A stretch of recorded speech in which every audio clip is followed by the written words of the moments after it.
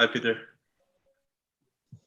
Okay, welcome back everyone to Zoomed In Festival. Good evening from London, good afternoon, good morning to you wherever you are in the world. And thanks for joining us once more. I had no idea a few weeks ago this was going to blow up the way it has, and we'll be back again.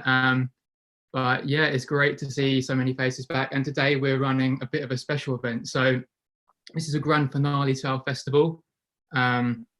And as many of you know, we've been running a affordable print sale, and I've actually, the thing is, I've blown the budget from a print sale to hack a simulation. I'm inside a print sale right now, so we need you guys to buy more prints, get it back up again. Raising a whole lot of money for a great cause, for Trussell Trust, which supports food banks in the UK. So we've got so many orders, we're still catching up on the sums, but we reckon we've raised around £7,000 so far, which is not far off $10,000 for guys in the US. So please keep buying prints. And to thank everyone that's been supporting our sale, we're running a special event today. If you've bought a print, and only if you bought a print, so please, I'm going to post a link in the description and in the comments, get buying prints. You can ask any of our photographers, all of our photographers. Loads of the best in the world are going to be joining us this evening. So please do fire away. I'm going to be keeping an eye in the comments, but first let's introduce who we've got with us today. So it's going to be throughout the 2 hours a lot more joining, I imagine, but so far right now, so of course we've got myself, Luke O'Donovan, the festival director of Zoomed In. We have Catalin, where are you joining us from? I'm in Dubai, yeah, for the last 15 years. So fantastic. Yeah, I'm originally from Romania, but living in Dubai for the last 15 years. And we have, I'll switch to gallery view actually, so you can all kind of see how many of us there are. So we have as well, I'll start from top left, we have Eunice as well, double space. Hi, how are you doing? Hey guys, hi from Toronto. Great. Freezing again. good to see you again. Thanks so much for coming back. And to the right of me, I hope on my screen at least, we have Mike Kelley. So I'll introduce him as the genius behind the idea for this event. We might be using other words at the end of it, depending on how it goes. But yeah, thank you again for kind of coming up with this and supporting us through AP Almanac. How are you doing, Mike? I'm doing well, the evil genius. My quarantine hair has grown more since the last time we've spoken. But other than that, doing good, and glad that we're able to pull it off, and hopefully we get continue to raise some good money and sort of grow the architectural photography community at large. So fantastic, yeah. And then below me we have a new face, another one. So we started out with a lot of great photographers, but as the festival's going on, I've connected with loads more people. So we've got Tom Curick. You're in London, right, Tom? Is that right? I'm in London, yeah. Enjoying the weather. I mean, as much as we can. Yeah. Yeah, just looking forward to this event. Great. And then for our next speaker, I wanted to switch again to speak with you quickly. For we're joined by the 1 point perspective god, Adam Mork. Hi. I thought it's a brilliant idea, Mike, to have this to maybe even raise more money here at the print sale. Yeah, I'm Adam from Copenhagen, and I shouldn't be telling you that, but I have actually been out shooting today. So lucky are we here in Denmark at the moment, and the weather is also amazing. So I'm in a pretty good mood. Great. And then another new face, Peter Mollick. How are you doing? Thanks for joining. Thanks for having me, guys. I'm down here in Texas in the US. Happy to be a part of this. Thanks, great. And yeah, a close collaborator, one of our co-curators for Day 4 Festival, Francisco. How are you doing? Doing well. Hi guys, good to see you, everyone. I really enjoyed the talks and the events. And yeah, thanks, Luke, once again for putting this together. I think we all agree that it has been really, really good. So. And Francisco, do you want to move your head quickly, because behind Francisco you're going to see 2 of his frame prints, and we have a couple more, or should I say one more limited edition one in our affordable print sale behind me. Sorry, in our limited print sale behind me here. they're really nice. I've been lucky enough to see them in an exhibition, well worth a punt. Quite a rare chance to get them, so do have a look at that. And then also we have Henry, another one of our curators from the festival. Hi. Hi, how you doing, mate? You all right? Good. It's been a busy couple of weeks. I mean, I've just been inundated with emails. I mean, for the print sale, I really don't get the appeal of, we've got loads of the best international photographers, prices as low as £25, all for a good cause. I don't know why everyone's been emailing me, but yeah, it's been fantastic. We've had loads of support, so thank you to all of you. And yeah, please start bringing in the questions. So one to start with, I guess it's been emailed in. So hi to Thomas from Canada. Now he's someone who's a semi-pro photographer. He has another job, but he does enjoy architectural photography. And something he has a bit of trouble with is locations and persuading people, for access to shoot, or then shooting without permissions and kind of things that come from that. So I want to put it out to the panel, stories you have of of kind of things you've had to do to get into locations and how it's gone right and how it's gone wrong. So who wants to volunteer to go first? Well, there's two ways to do it. I mean, you can do it the honest way, or you can sneak a little bit. And I think you exhaust all of your honest options before getting sneaky. Yeah. I had a background as I skateboarded for 15 or 20 years. And so sneaking into locations is still in my DNA. And I have done so on many occasions to get the shot. Obviously you're on your own with that one, but be smart about it. But sometimes sometimes the thing standing between you and something that would be the most incredible shot of your portfolio is a security guard who has no idea and doesn't want to listen to what you're trying to do. And it's the most frustrating thing on earth. And I've had to spend months negotiating access back and forth with a slow property development company. But if it's for a personal project, I mean, I've done some crazy stuff. Like I've just called farmers, I've reverse searched their phone number in phone books to get on their property, and it eventually, made it happen. And I don't know, I'm open to everything, but I try to do the right thing first. But if I can't, I'll also try to just get in there and make it happen, Yeah, I would just say, like, you could be surprised how many people are just happy to give you access if you just ask, just do a bit of homework, and then you get to have the place for yourself and actually not be sneaking up and actually concentrate on getting the right shot. So just ask, what you got to lose. It's very city dependent. Like in Los Angeles, nobody wants to help.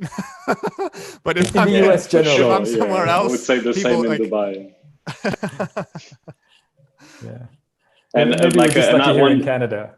One thing I would add from the Dubai side, actually, I would say that here it's a little bit pre and post silly Instagrammers trying to do stupid things on roofs of buildings, right, which has really affected a lot of architectural photographers, actually, because a lot of the access after a couple of really stupid things that have happened here was just cut off. And even if you went the proper channels, you would just go, you just get this kind of like, nope, you're not bringing a camera to the roof, and that's that. Yeah. Mm-hmm. So we got a couple of others joining us. So we got Francesco Russo, one of our curators, again joining us from London. Hi everyone. Hey, how you doing? Hey. You doing good? Yeah, all good. Great. And we have Jim Stevenson, another big supporter of the festival. Hi everyone. And we have Joas Souza. So Joas, it's been a particularly busy week for you, hasn't it, this week? Absolutely mental here. An avalanche of orders. I'm crazy. Yeah. So it's like, do you want to explain? Yeah. So you've been doing our prints. Do you want to say a little bit about what it's been like this week? Well, particularly this last week was like incredibly busy. It's like a non-stop, arrivals of orders, and people is going to big and large, medium and large, and a lot of large and big prints. I'm very surprised. Last week, most of the orders was like small prints, but this week, people really took off, and we're having like literally hundreds of orders. in large and medium sizes. Amazing. Yeah, and we literally used up all your paper stock, didn't we? And you needed to order more. I just ordered more 2 rolls because it's just I wasn't expecting that amount of orders, to be honest. Yeah, and when you say 2 rolls, for people who don't know much about print, how long are those rolls exactly? 15 meters. That's a lot of paper. So thank you everyone that's been supporting. And yeah, do keep firing away your questions in the comments. And yeah, so just to the guys that just joined us, we've got James Britton as well coming from Montreal in Canada. So she's just loading up now. So yeah, we've just been talking about stories of locations and the things you've had to do to get permissions and to get into the locations that you wanted to shoot. Do any of you have anything to add there? Actually, before we start, we just introduce James. James, hi. Can you hear us? Okay, we'll introduce James in a moment. Yeah, keep the location stories coming then.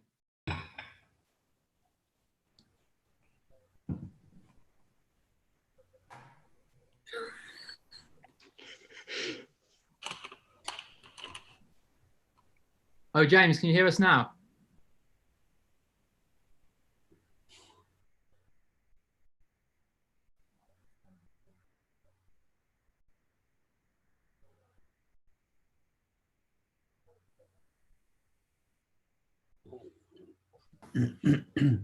And we've got Lorenzo Zandri joining us.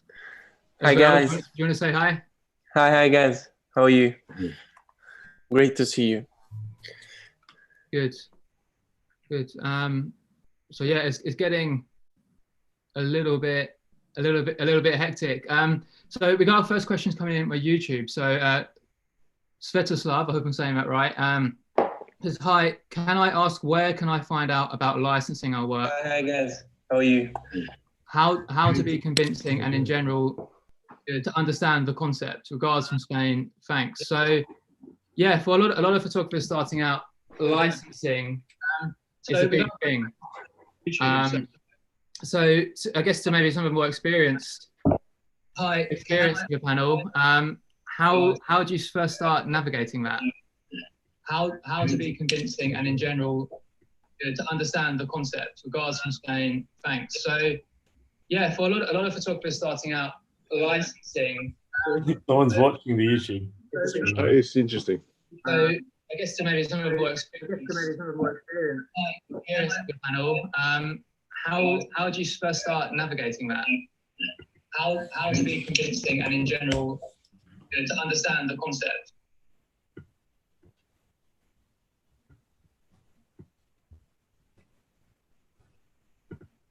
Luke, are you listening to the YouTube live stream? I think we're hearing it back through the mic.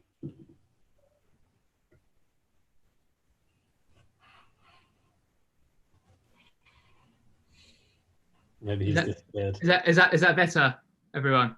Yeah. I think we're re-listening to the YouTube stream live through the mic. Okay. So, yeah. Okay. Fantastic. Yeah. Okay. Yeah. So sorry about those little technical hitches there. So we had someone asking about licensing. Where on earth do you start with that? Maybe James, you just joined us. Do you want to chip in? Yeah. Thanks, Luke. What's specific? Sorry, I think I missed the question because there was a few tricky technical glitches earlier. So what specifically about licensing is the question? Sorry, I missed it. It's I guess someone that's starting out in photography. Where on earth do you get started with going about licensing your imaging? Kind of what's the 101 for someone that's looking to get started with that as a way? What does it even kind of? How big a part of your business model is it? How do you get started? How does it all work? What's kind of your tips to someone that's trying to get more into that? Well, it's a really big, wide area, this one, and it is actually often quite difficult. I think, especially, I certainly remember when starting out, it was a bit of a minefield and often difficult to figure out the best way of dealing with it. I mean, I think that the bottom line is that I think very important for all of us that we all hold on to our copyright. So I've always been quite, clear about, not giving away copyright. I mean, it's on the other hand, I guess when you're starting out, there's always the feeling that you want to, perhaps try and be as generous or as kind of flexible as you can to those people you're collaborating with. So there's always that balance to try and deal with. But I mean, I think the guiding principle for me has always been that as the image maker, you hold the copyright, and so what people are engaging you with is kind of a right to use your images rather than owning them. So I think that's as for somebody starting out, I guess that's got to be the guiding principle. I think it is really hard these days to kind of navigate this whole area, because increasingly as photographers, I think we're asked to provide our materials often for free. I mean, a week doesn't go by when I don't get asked for a picture to be published in a book or a magazine for no fee. So I think it is a tricky area, but I think as collaboratively and collectively as photographers, we all owe it to each other to stand firm on our copyright, I guess. Yeah, I think so. I mean, specifically, it's copyright is something that you kind of is specific to each request, I guess, but on the basis that you as the image maker hold the copyright, and what you're doing is you're licensing your images for people to use. Does that kind of make sense? Yeah. So I wanted to put to a panel, any of, I guess, maybe some of the ones amongst us who are a bit more starting out, kind of what have your experiences have been of navigating that world and kind of getting your first licensing and images used in press and so on? I'll take a swing at this. So I found that once I had a meltdown moment maybe 5 or 6 years ago, and I was on the flight home from a job, and I realized I was just getting taken advantage of in like every single way, whether it was licensing, on location. I was being asked to do so much more than the shoddily arranged contract that I had whipped up at that point in time was allowing for. And I redid everything, and I said, everything that I need is going to be contractually agreed upon in advance, or I'm not going to work with you, period. And that can be completely horrifyingly scary to say, especially when you're at the early stages of your career and every job that you get counts towards your bottom line and your financial security. And it was a big jump. And what actually ended up happening was when I clarified, I clarified as much as I could realistically in a rate sheet that I send to a client before they even hire me. It says, if you're going to work with me, here's how we decide on shots on location. If you're not there, I have the final say. If you're going to hire me, here's how the licensing works. If you're going to hire me, here's how overtime works. If you're going to hire me, here's how selling photos to subcontractors works. And I thought it would scare everyone away. And exactly the opposite happened. So what ended up happening was I would send this very clear, concise, 2 or 3 page document to a client that answered all of their questions right up front. And it kind of set a good our boundary for working with me. And so they knew there was never any ambiguity about, if I hire Mike, can I just blast his photos on social media? Can I just give them to our partners? Can I do this and that and this and that? And I actually ended up probably doubling or tripling the amount of work that I was getting. I call them, like over the transom inquiries that just come in through the website. And I would just send them the rate sheet and say, hey, I would love to work with you. If you want to set up a time for a phone call, I'm happy to. But, in the interest of transparency, here's how I work. Here are all my policies. And my basic license that you get when you hire me is this. It's like, whether that's website, social, editorial, you come up with what you want. And then it's clear as day. If you want to give them to someone else, you have to pay me. And it's going to immediately weed out anyone who is going to be sketchy about that. And people who will want to work with you and respect the way you work aren't going to have an issue. And because you're being transparent and clear from the get-go, people are, I have found, at least, in my corner of the world, they're very responsive to that. And I've literally sent that sheet out, and 10 minutes later, I've gotten a reply that says, okay, everything sounds good. I want to hire you. And it's just, I'm being as clear and concise up front as I can. And I try to minimize the amount of, foggy, confusing back and forth email that happens when you don't have all of your terms and conditions stated up front. So for me, that's been a huge help. That's my long answer. If I may add something, I think, there's this kind of pervasive reaction, I guess, in our community that, when we're asked about licenses or how much it would cost, that we get defensive right away, as if we were going to lose a job or something. I think everyone will ask for free if they can get it. And sometimes also people just need a clarification. I think the simple thing to say is, here are my rates. And surprisingly, a lot of people just go for it and don't ask you a second question. It's just, if they can get it for free, of course they'll take it. But if we have literally a canned email that says, thank you for your interest. Here are our rates. Let us know if you're interested to move forward. And I think on a second note, it's also a question of value. The question I think said, how do I explain it to my clients? And it's a question of value. Everyone in the whole process gets paid. The people at the magazine get paid. The people who print the magazine get paid. The guy who delivered the magazines to the stores get paid. I don't see why, as the provider of content, we cannot be paid either. So I think you just have to ask for it, and you also have to be willing to lose a potential client, because frankly, a client who's not willing to pay you is not really a good client in the long run. It's not a way to run a business. So you just have to stick to your guns to some extent. Yeah. Yeah, I think I agree with you, Eunice. I think one of the I mean, if we're really thinking about answering this question for those people who might be early on in their careers, I think I would fully agree with Mike, in the sense that you have to set your stall out according to the way you want to work. And ultimately, it's not good for you to go out and work in a way that you don't feel comfortable or doesn't suit your business model. So you set your stall out, and ultimately, if people want to work with you on that basis, great. And if they don't, well, you shouldn't probably have been working for them anyway. And I think that can be applied to licensing and also to fee structure. So in other words, you have to figure out in your own, when you're setting up what you're trying to do, this is the way that I'm working. And you guys, if you want to work with me, this is how it's done. And if you don't, so what you're doing is you're setting off on the journey of the commission with things done right. And then you'll find if you do that, then everything else that follows will also feel right for you and for your collaborating client. I think it's much more difficult when you start getting into, I always say to people who sometimes an assistant who's working with me who might have these questions, or students who I've worked with when doing teaching work, one of the key things is never work for free. Never work for a fee that you're not comfortable working with, because you set things up on the wrong foot.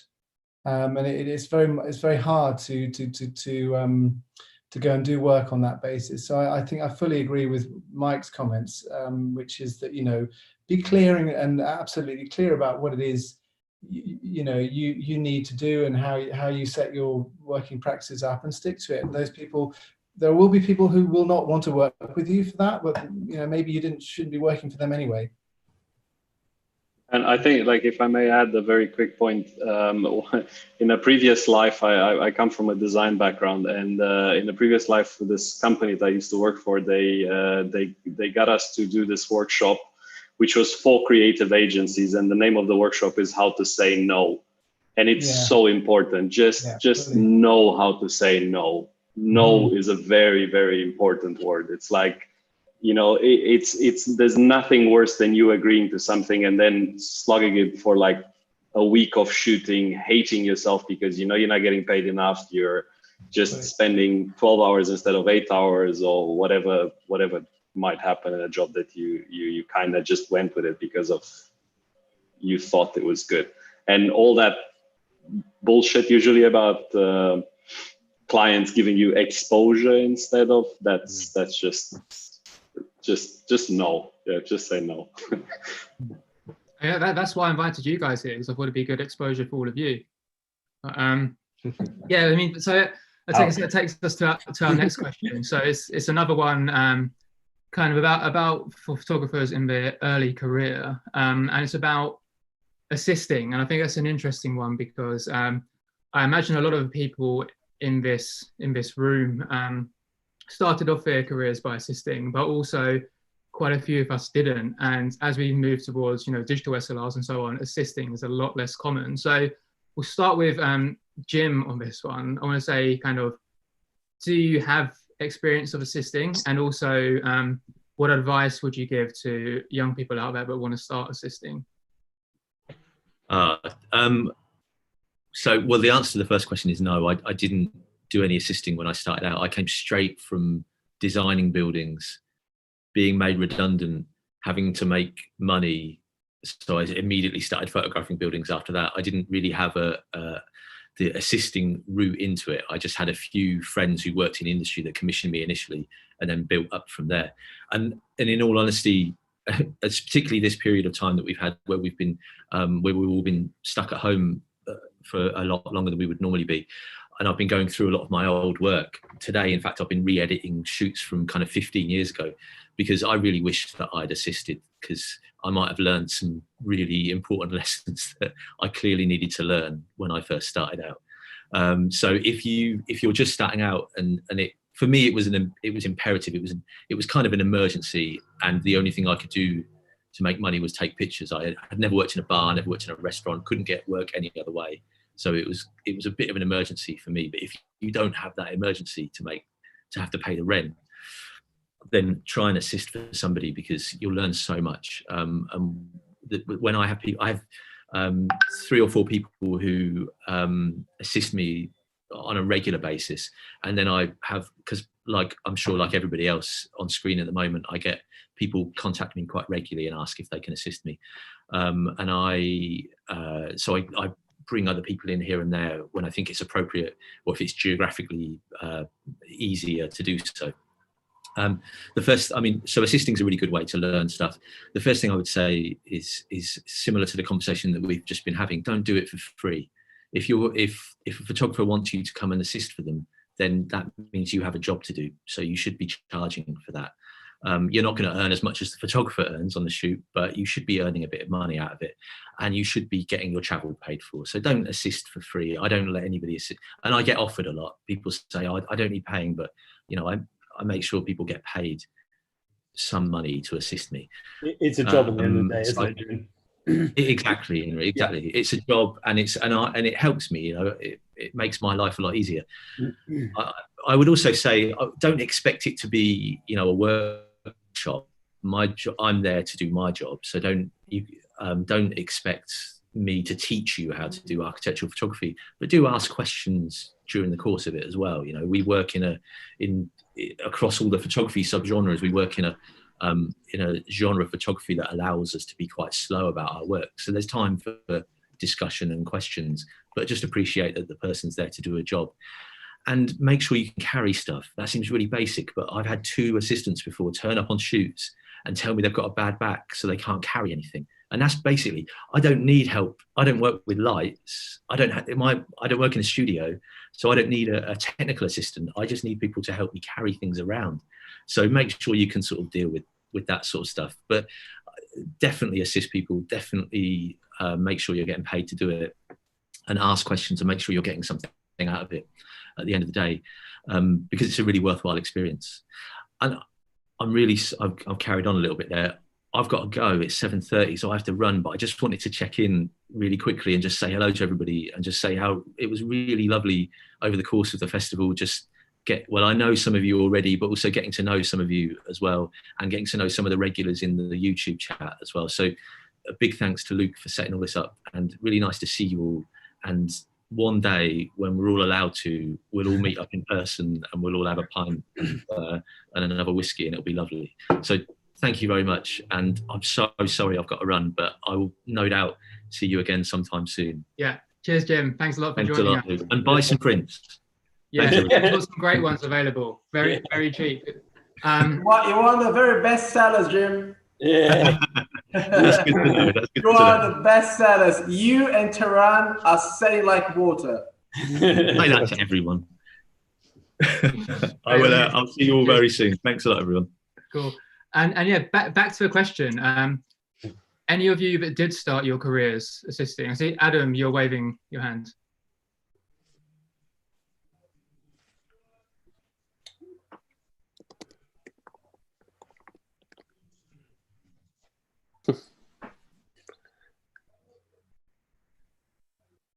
Somebody help him out. Adam, let me see if I can help him out. Microphone. Your microphone's off. I'm not good at this. Sorry.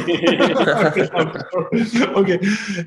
Just like Jim, I came straight out from designing buildings to start photographing, and I have never actually never assisted another photographer. But I have photographed some projects together with another photographer, and that is also a good exercise where you together with the other photographer discussing the motives or how are you doing that and why are you doing it, and when you have like a common goal, like describing a project together, it can be like a conversation between the two photographers doing the same project at the same time on the side. And that is quite interesting way also to learn more. And yes, absolutely, you should be paid when you are assisting a photographer. And I'm always saying, and this is maybe a sign of our business, but actually some months, I have a regular assistant. She's not often, but sometimes paid more than me in the end of the month. But that's maybe to do with my decisions and so on of buying stuff and other things. But absolutely, you should get paid if you're helping somebody out doing a commercial job.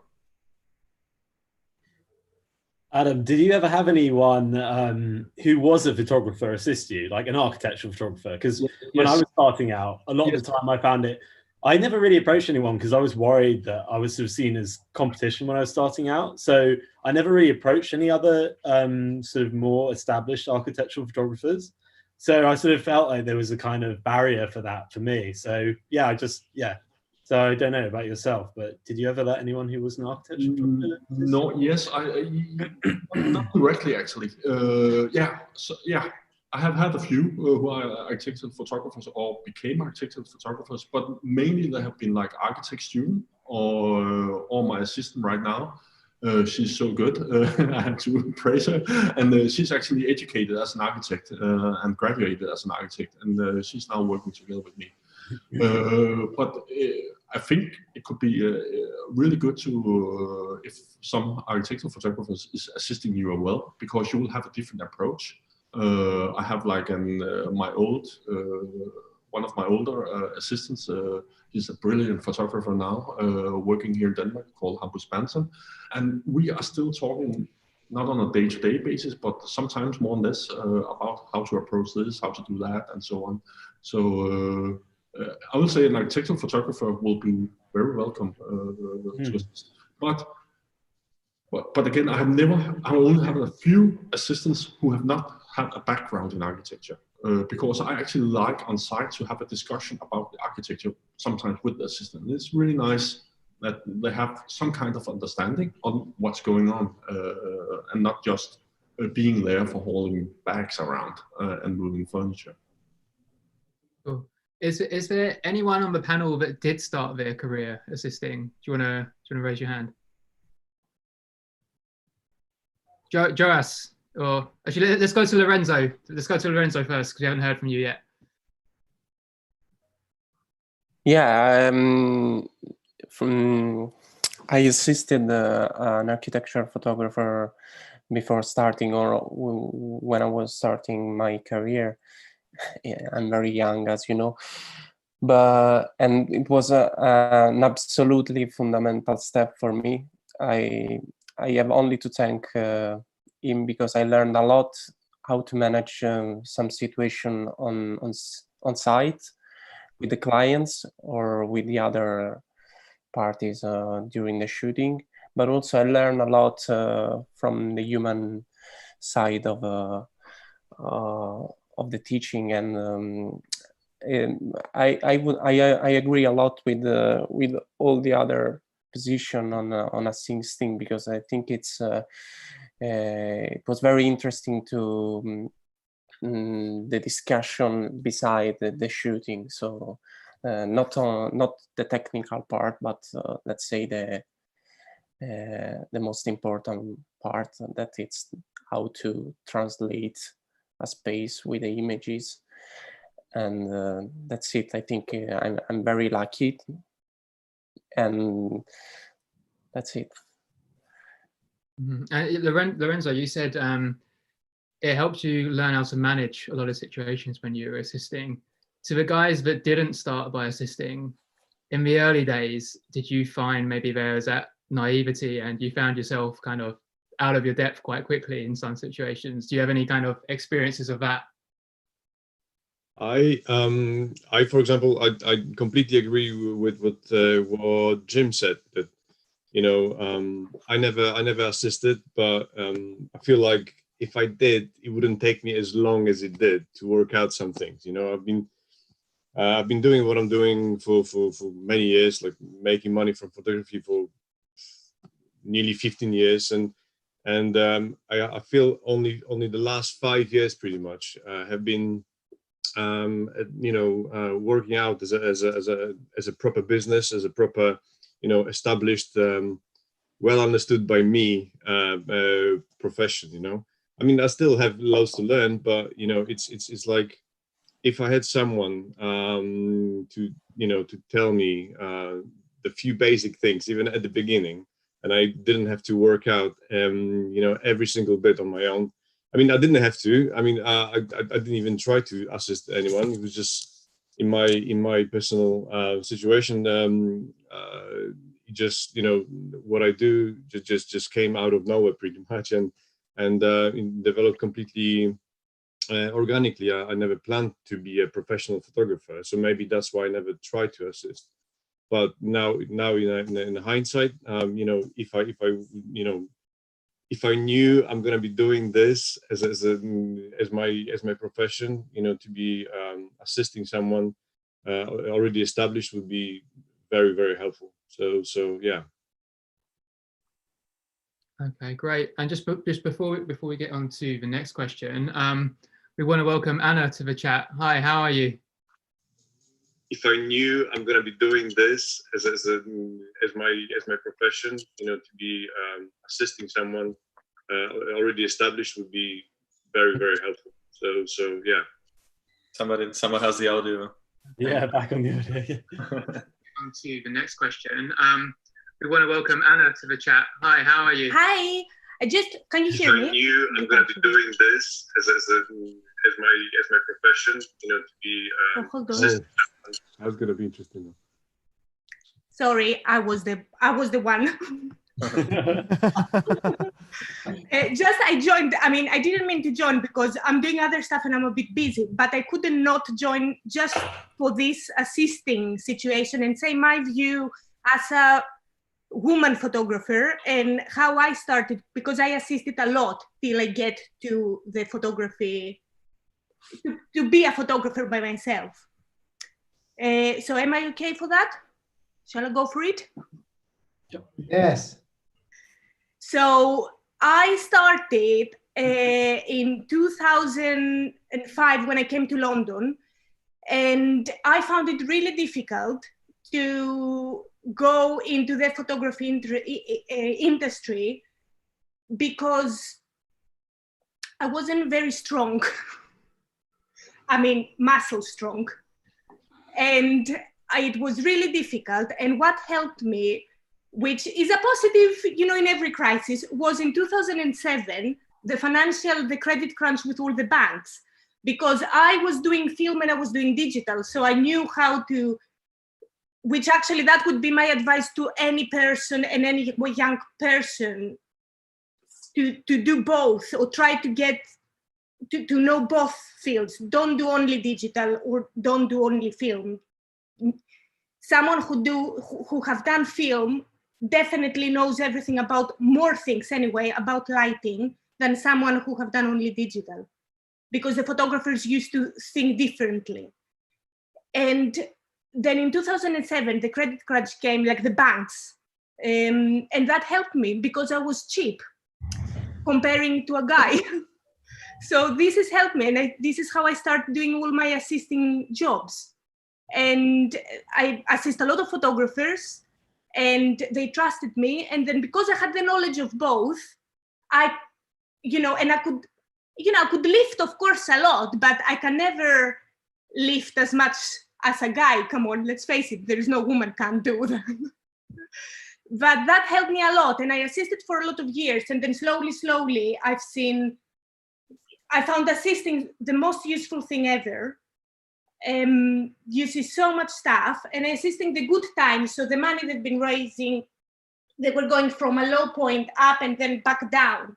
So it was really, I found it really useful. I think if you're young and if you can assist for, even for a year, I think that's the best thing to do. And also, sorry, and assisting. So I was lucky enough to assist Tim Crocker, who is a photographer that I admire a lot, and I really like his style and his work. And I did learn a lot about his personal approach towards photography. And I agree with you, he works with film and digital photography as well. So it was brilliant. Yeah, my experience was like, it was good that, I assisted a few more years than I wanted to in theory, but I found it quite difficult, the transaction from the assisting to the to be a photographer. I mean, I was a photographer before, but you know what I mean? Like, financially, have nothing else to support myself than being a photographer without any assisting or anything. And I think, like, yes, I wouldn't change, and the film, I wouldn't change it. Like, assisting people who know how to work film.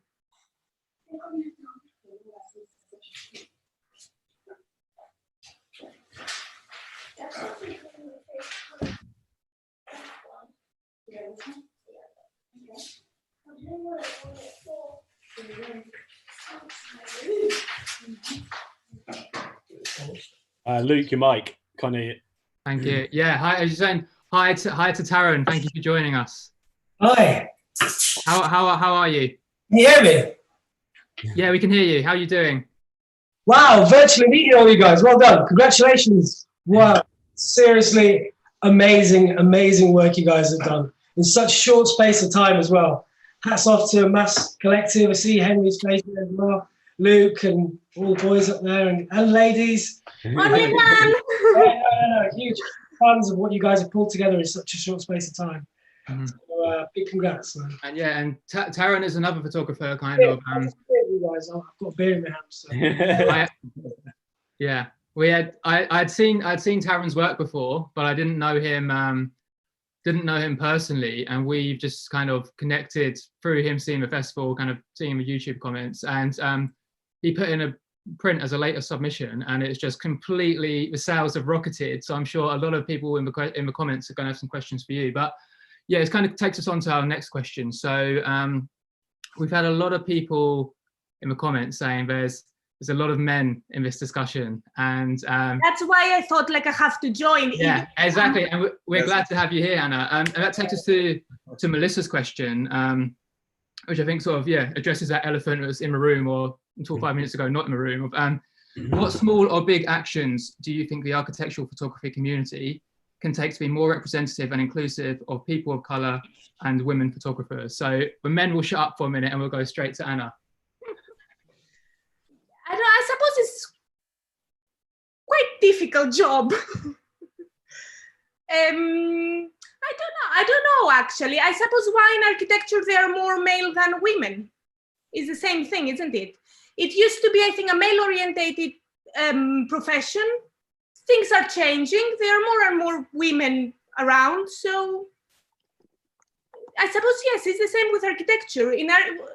I mean, how many big architects, female, do you know? I mean, there's not much glamour on architecture photography. That's why I think. Yeah, I think that the trouble is more architecture than photography. That's the factor, because if you look at wedding photographers, that's more even, I think, between women and men. So that's the subject more than. I think architecture photography is a very lonely field and not much glamour. So that's why just a few photographers choose this speciality, in my opinion. Most of the photographers, they like to go portrait, fashion photography, you know, something, they have your face out everywhere. Architecture photography is very different. Most of the time you work by your own, maybe you and another assistant, you know, and yeah, there's not much glamour. That's why I think it's a very, very restricted niche of photography. But I think that Anna is right as well, that in architecture you miss female architects and black architects. And there was an exhibition in the Barbican called Creative Couples. And there you saw that many times the creative couples, the man was known and the woman was not known within that kind of working relation. And I don't know, I think in the world of architecture, it has a tendency to have more men than women. And that's something that definitely has to change in the future. And same, and probably architecture photography is a reflection of that. Yeah. I don't know. Absolutely. If I may add, I guess there's one person on the panel who'd have something in particular to say about that. Yeah, I mean, if you don't mind, obviously I'm one half of a duo. Amanda is my partner, and in life and in business, and it's interesting to see. I mean, I think I would say that there's definitely more and more female photographers around. Exactly, things are just like there are more and more female architects around, I think. But I think both photography and architecture are historically more male-orientated sort of businesses. And it's just a small anecdote that I find really interesting. And it's something that I guess we saw more when we first started, and we still see it from time to time, is that we'd have a conversation and people would automatically defer to me. As opposed to, you know, or so even just a simple one, like on an Instagram account, people just assume it's me doing the talking a lot of the time. And I'm like, well, there's two of us, you know, it's not necessarily just me, but, you know, so I think it does happen quite a bit, but I think things are changing quite a lot. And I think, again, I mean, our primary assistant is a female as well. So it's like, it's not, again, I think just historically it comes from a male-dominated field, but I think this is what it is. Yeah, but things are changing, and the more exactly. You know, the more people do it, the more it'll become the norm, and I think it's a good thing, and hopefully it's not just a sausage fest every time. So how I have a question for you. How as you work as like partners, how do you decide which job is for you, which job is for her? Typically, well, right now the situation is a little different, but typically we work together on the same project, and you know, it could be a combination of working behind the same camera or splitting up. So say at dusk, we would split up to kind of do twice the work in a way.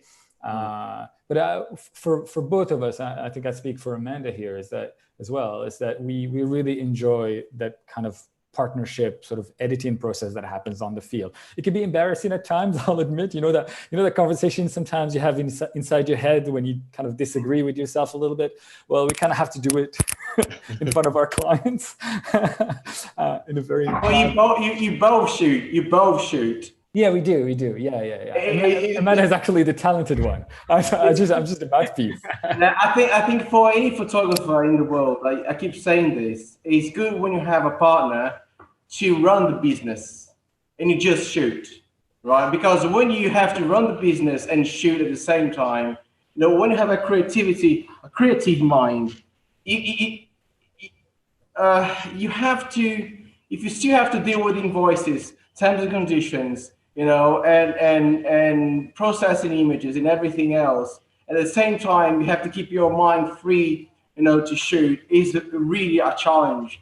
That's why if you start looking the most famous photographers in the world, I'll take as example Sebastião Salgado, which is one of the biggest in the world. He just shoot, nothing else. His wife does everything. He's the creator. She's the one who deal with the editors. She's the one who deal with the processing of the images, everything. He just shoot. Salgado said, I don't even know how to switch on my computer. I don't know. I know how to photograph. That's it. I would just argue. Another example is Fernando Guerra. For another guy is a very famous photographer, makes tons of money, but who runs the business is the brother, right? So he just shoot. When you have this luxury of having someone to run your business and your mind is free just to shoot and be creative, that's the dream. Sometimes I see photographers, they get stuck, they just can't grow much, because to grow much, you have to have a partner to run a business. It's a kind of a limit. As a human being, you can't become huge in terms of I don't know. That's my personal experience. I think the time running the business is so demanding that to shoot and run the business at the same time give you a limit of how far you can go. I think it comes back to on the point of female photographers and opportunities. It kind of comes onto the opportunity. If you're in a sort of male dominated industry, then you have your mates and you give it the job to them, but it's about giving the opportunity to more female photographers and like Younes said, having an assistant who's female and giving people from different backgrounds a chance to get into an industry that maybe they didn't have the links of getting into before. I think as well is that if we talk about partners being the supporting system for you as a photographer, I think, it's mainly about seeing that someone has a great photographic eye or a creative spark. And then it's about investing in that person. It's about giving them time and nurturing that to become a great photographer. I think anyone really has an opportunity to do that. It's just about having opportunity support from somebody. And yeah, I think that's the most important thing really, and what people need to do more. I think being assistant is key. Some people have the talent, a natural talent to photograph and find the right light and feel the environment. Some people have this gift, but in general, being assisting someone. I think having a mentor, if you can't assist someone, having a mentor is another option. Seeking advice from someone how do I get into this? How do I start researching? Or, what down to the very basic of what's an easy basic camera that I'll need? Or, I think if you talk to when I started out, I spoke to a lot of people through Instagram and I gained a lot of knowledge through talking to people, and that really helped my career. So I think that there are other ways of doing it. If you're not allowed, let's say they don't think you have any relative experience, so they're not sure how you can get into this. I think if you just reach out to people and ask them questions about, how did you do that shoot? How did you get on with that job? Advice is almost just as important, I think. Mm-hmm. And that's exactly how this festival came about. It's through the power of reaching out and connecting with people. And I've kind of been taken aback by how open everyone is. But just going back to the original question, there's two things I'd like to add. So one to Anna again. So what are the things that you'd like all the guys in this panel and in the industry in general to be doing, to taking upon themselves to try and make the industry more inclusive? And also the second part of the question was, there's a lot of white faces in this panel as well. And what can we do about the racial diversity in, or the lack of racial diversity in architectural photography? And maybe Taryn, you'd have something to add about that as well. Yeah. Sorry, about the female thing. I don't think it's not something for all of you to do something. And I suppose the same is for Taryn. I don't know, you say as well, but I think the world is changing anyway very quickly. So things are changing. So, they're already, when I started, I'm telling you, it was so hard to get into the industry. Now I'm looking around and I see all these girls. I'm like, oh my God, where all these girls have been before. It's changing so quickly. And I think it's a matter of time.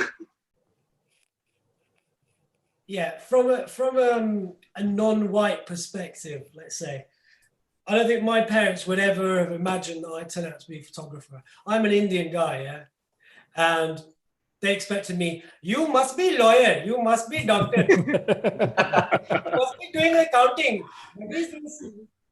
So but now they're seeing it all happening, and getting published in great magazines and working with you guys and great clients and stuff, and they're just like, this is great. This is really, really great. So, I mean, I hope there are not that many Black and Asian minority sort of photographers out there, to be honest, in architecture photography.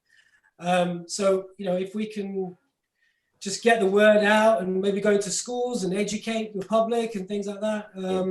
I was just talking to my wife earlier today, and I was saying, you know what, I'd love to go into some local schools when lockdown's over and stuff, and just sort of promote to, people in like sort of bad, rough sort of backgrounds, what you can do with a camera, and let's do something together. It's okay to explore and be creative and things like that. So I don't know, it's just a new wave. Let's see what happens. I think it all starts not just in photography. It's an inequality thing, and photography is not a cheap business to get into, and it's not an easy business to make a life out of. So until you fix the rest of inequality, there is, in pretty much everywhere in the world, I think that's always going to be a problem. It's getting better, obviously, but photography is not something that you think like, that's what I'm going to make a life out of. I mean, it's usually comes a bit as a passionate thing, and then you try to make a business out of it. So I think until that's a very good point, Kathleen. Is I see along my life as a photographer, I met a lot of people who photograph really well. They have very good cameras. They do everything right in terms of photography, but they never found a way to make photography, the real living. They never developed the business enough to say, I'm going to quit my job, I'm going to be a photographer. So just a few, managed to, get the business done and make a life and a living out of photography. Mm-hmm. And going back to Kathleen's point, you said kind of the inequalities within architectural photography won't be fixed until a wider society is fixed. But do we have a responsibility and a part to play within fixing that? I'd say I think everybody as citizens of your own countries have that kind of responsibility, right? To do what you can to try and fix these problems. I mean, we're not going to fix them in a Zoom call at this late hour here, but I think it's a tough. Photography is at the end of the day, it's just what it's a point of it shows what the society is at the end of the day, and there's a lack of women in a lot of fields. There's a lack of diversity in a lot of fields. It's not, so I think that's kind of what the point that I was trying to make. Mm-hmm. Well, you say we can't fix inequality in a Zoom call, but I'm sure we can certainly try and do a little bit. So just as we're now in, a reminder about our charity print sale in support of the Trussell Trust, which is supporting food banks around the UK. So I'm going to go in the comments again and drop the link for our print sale. We've raised quite a considerable amount of money so far, and thank you to all of you for supporting. Going to just drop that link now. Please do go. It's the last day today to get prints starting from just £25, which you will not see again in your lifetime. So please do go and support that if you can. So on to our next question. So it's about, this one's about personal work, but I guess it applies a little bit to our commissioned work as well. How much of it is down to planning and kind of you think, right, I want to be here at this time, these conditions, I want to be getting this shot, and how much of it is just winging it? So Peter, I'd like to start with you because we haven't heard from you too much yet. Sure. I think it completely depends on the person and the type of personal project. I think some people work on like a sense of spontaneity, and a lot of us probably in the architectural photography world, especially those of us who came from the design world, are sort of obsessive planners. So for me personally, whenever I have a personal project, I find that I, similar to some of the things that were shown during the festival, I create maps and I sort of, look at the sun surveyor app and figure out when the sun is going to be somewhere. And I sort of obsess probably more than is healthy. But it sort of helps to chart a path for me to accomplish whatever I'm setting out to accomplish. But I think it also has constrained me in some circumstances when I'm considering putting out personal work, especially as opportunities have come. I showed some work in the Venice Biennale in 2016, and after that, I had some opportunities to show work and create work to show, and I found that I was sort of mentally blocked because I was putting this pressure on myself to have the whole thing planned out from the get-go instead of just, you know, going by feeling and being a little bit more spontaneous with it. So I think there's like a mixture. Yeah, I think because you know, you can plan as much as you can, but then, you know, when you arrive, then suddenly the weather is not what it was supposed to be. And then sometimes, you know, when you have a job, you know, way somewhere abroad, you know, you can't even plan for the weather. So, you know, for the light and so on. So you get there and you just have to make the most of it. So I think, yeah, I completely agree with you. Yeah. Yeah, and I would say as far as producing architectural photography for clients goes, I'm sure we all sort of try to plan as much as possible, and then you just have to adjust as conditions change or aren't the way that they're perceived. But I think relating that to personal work, you should be able to be a little bit more fluid. I feel like personal, like architectural photography, a one-day shoot is a microcosm of personal work, because there are shots that you spend all day planning and they're great. And then there's shots where you come back from the bathroom and you're like, oh my God, the light over here is incredible. Get the camera right now. Yeah. And I've done personal projects where I've spent a year planning and executed them and another 2 years to finish them. And I've done personal projects where I saw something that I thought was very cool. For example, there was a labor strike in the port of Los Angeles 4 or 5 years ago. And I was flying back from a job and there were 50 plus cargo ships stranded off the coast. And I landed, and as soon as I had service in the plane on the ground again, I called, you know, the guy that flies the helicopter that I rent or whatever, you know what I'm trying to say. I called the pilot and I'm like, we need to get up in the sky as soon as possible. And the next evening, it's like, bam, it's happening. Do it now. I think if you see something that you find fascinating enough, you just have to do it. And what separates, you know, people who have successful personal projects from those that don't is the fact that whether it's a huge thing or something that could happen in the span of 12 hours, is like, you just go and do it. Yeah. You don't wait around for something perfect to happen. I always say, don't let perfect be the enemy of good. Just get it done. And those are the photographers who are constantly putting out interesting personal work. Yeah, get or done is the key word there. We've had this conversation, Mike and I, several times. You know, you can, you know, think about a project till the cows come home, but really the difference between successful people and those who are not is getting it done. Because again, nothing will ever be perfect. It's great to plan and have thoughts and ideas, but ultimately, if you don't get it done, who cares? No one's going to go inside your head and see it, you know, so just do it. I'm just going to add one quick thing to that, which is, I think I've got an architect friend in Montreal who said something very inspiring a couple of years ago to me when I was working on something here in Montreal. And he was basically saying, you know, you don't need to know the end before you start. I think a lot of time with personal work, you kind of feel like you need to figure out what you want to do and what you're trying to look at and say. Whereas actually the opposite is true. You just need to begin, and when you begin, then that leads you to places that you couldn't have planned or imagined. And if you can embrace that aspect to personal work, you'll always be open to all the possibilities and ending up making interesting work. So I think it's almost like forgive yourself for not knowing what you're going to be doing. Just do it.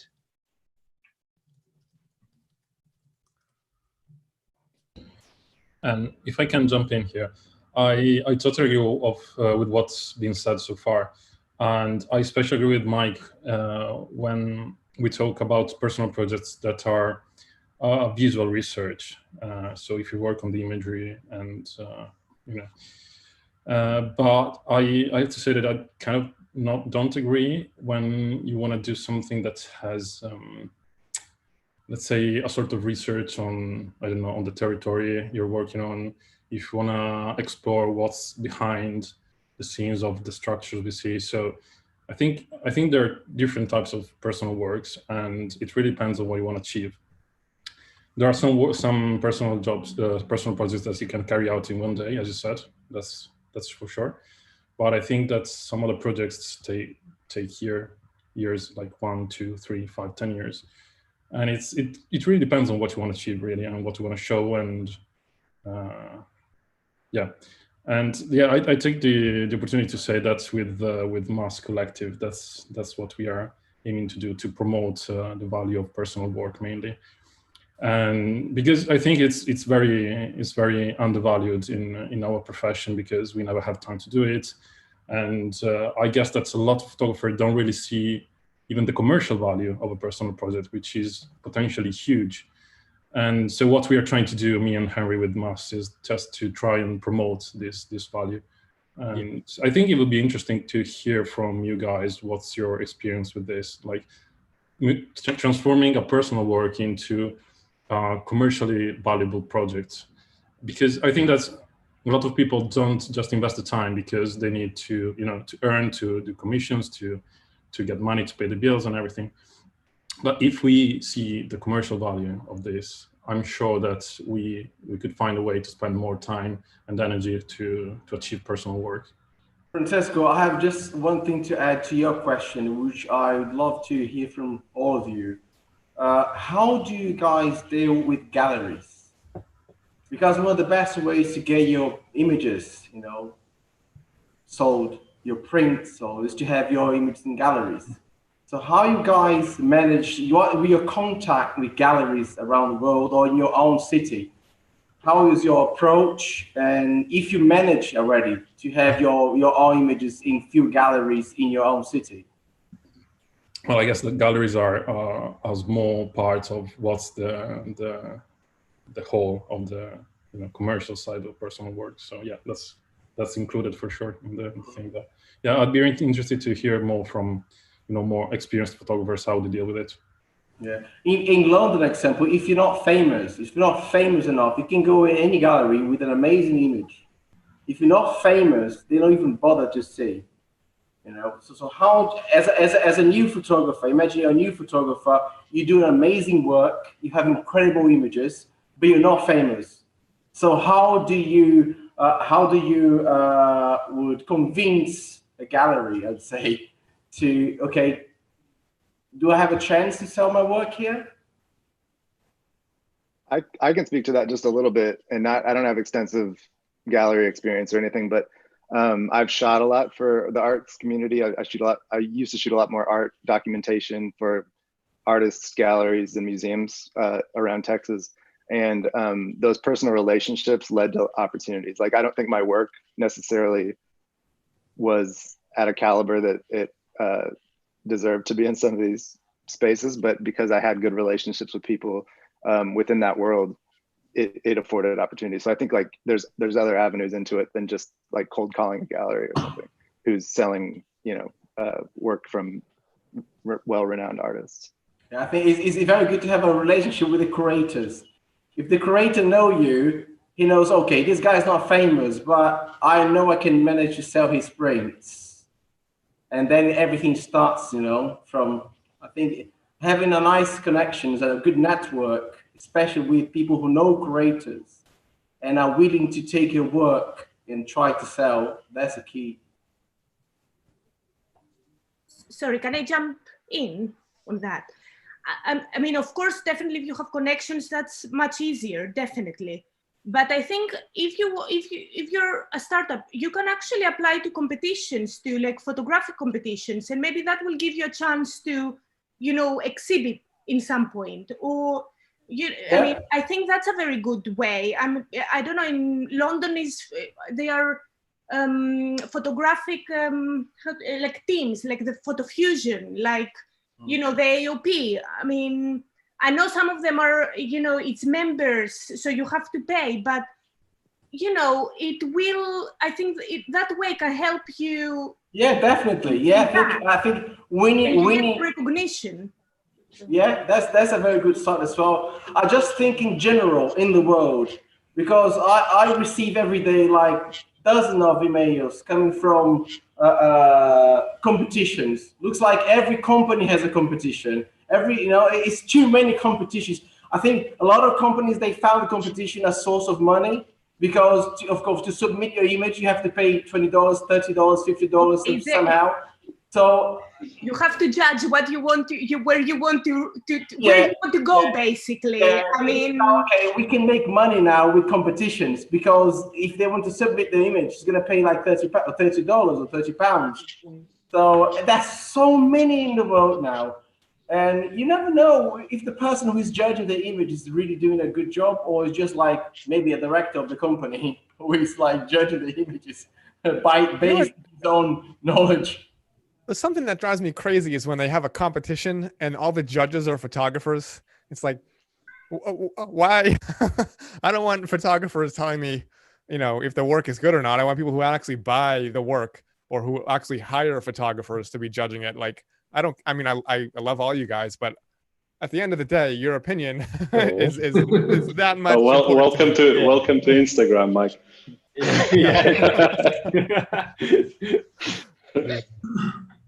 I would say also a quick thought on this whole business about the personal work and how you exhibit it. I think I would come back to the original thoughts that Mike had actually, which is really that I don't think we should be worried too much about where we end up showing in the first instance. I think the first and most important thing is do something that's coming from you personally. That's personal work, right? And this is very beneficial for developing your own language. It can feed back into the way your commission work goes. So it's like the exercise of going out and actually actively doing personal work and actually doing it rather than just thinking about it. Do that first and do that with integrity and coming from you. No one can take that off you. That's your own work. And then, if it has a resonance, it will be shown. You will show it. I don't think you should, it's the wrong way around to think, where am I showing it first? First, do something that's coming from you personally, actively, and then if it has a resonance for you or others, it will get shown somewhere, right? That would be the way I'd look at that aspect of it. Yeah, totally. Yeah, totally agree. If I can jump on it, just for a brief consideration, the first moment you think you go outside for a personal project and you related to also to the art gallery topic, and you think and you think about how much I can sell this photograph, you're gonna lose, because it's not about the money for personal project. You have to express yourself first, and then you will find a way to exhibit. But I totally agree with you, Lorenzo. But what I was trying to say is that I think that commercial work overtakes personal work most of the times, just because people don't see its value. And unfortunately, it's a business, and we need to look at that as well. But I do agree with you. But what I'm trying to say is that we need to, I think, try and show what's the value of a personal project. Can I say something about there is something really important about the consistency and the rules that you put for yourself. So if you start working with a set of images and they're in an open edition, then you cannot sell them as limited edition, for example, or other way around. Or if you started working with a kind of like, and it applies as well for your own rules for a series, for example, that kind of limiting yourself and being completely honest and open about that. And I guess everything is related at the end of the day. That relates with what Mike was saying, that being transparent with the client, sending a kind of like a contract and saying, I'm working under these rules, or these are my kind of terms. And with art or photography that you show on galleries, you need to do the same, really. You need to say, for example, and that's something that it's hard to see, really. You need to say, I'm working with a limited edition, I'm printing 10 prints, and that's it. Or it's an open edition, I'm exclusively working with open editions with this. But you need to be consistent with that and really honest about that as well, and not breaking your rules, right? It's important. There is also one thing to think about. It's a brilliant advice from James and from Mike, but it's the whole art community is a way different. We are approaching that community, if that's what we want to do. We are seen as commercial photographers. End of the day, we are commercial photographers in their view. The good thing and the lucky thing here is that architectural photographers is kind of okay as a commercial photographer. So you have a chance to break into the art community. But you cannot plan on doing it. You have to, like, following the project, you need to have the strong projects to do it. And those come often, maybe not as planned, but you start doing something. You have a genuine idea and you're following it up, as James and Mike are saying. But you can make like gorgeous images, fantastic images, but you are still a commercial photographer doing fantastic images. They can have an artistic approach and somebody is seeing that, but you are not in the art community's eyes. You are not an artist. It can help if you have like an architectural education. I'm so lucky that this is from the Royal Danish Academy of Fine Arts, that you are educated as an architect here in Copenhagen. So it helps a little bit in foreign countries, but I'm still, in many views, just a commercial photographer. That's how it is in some ways. Yeah. I've kind of taken an approach.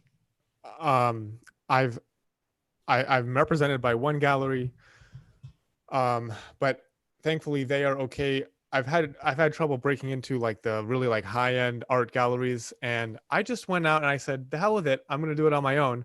And if there's enough interest, people are going to buy the work regardless if it's good enough. And what I like about that is it cuts out the middleman entirely. So when I sell a print, I keep 90% or whatever of the profit after printing and shipping. And I like being in control of my own finances. And I don't, if there's any deals going on, I know what's going on.